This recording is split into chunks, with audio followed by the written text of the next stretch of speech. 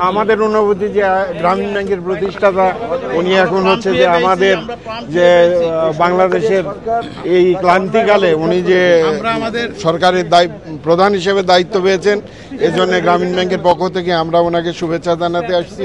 এজন্য আমরা গ্রামীণ ব্যাংকের সকল সহকর্মী আমরা গর্বিত। কেন আপনাদের আনন্দের জায়গাটা কেন?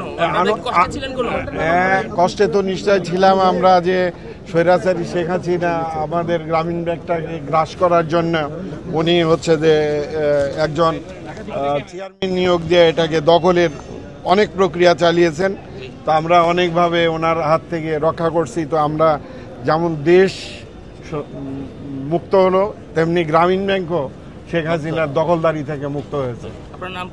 আমার নাম নূর মোহাম্মদ, আমি ব্যবস্থাপনা পরিচালক গ্রামীণ ব্যাংক। প্রধান উপদেষ্টা হলো আপনার কাছে প্রত্যাশা কিনা?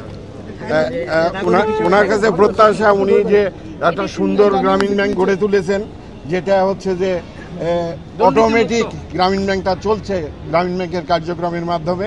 উনি প্রধান উপদেষ্টা হিসাবে আমরা আশা করি যে এমন একটা সমৃদ্ধ বাংলাদেশ গড়ে তুলবেন যে বাংলাদেশে আগামী দিনে নির্বাচন কিংবা কোনো কিছুতেই হানাহানি হবে না, একটা প্রক্রিয়ার মাধ্যমে দেশ সামনের দিকে এগিয়ে যাবে। Thank you.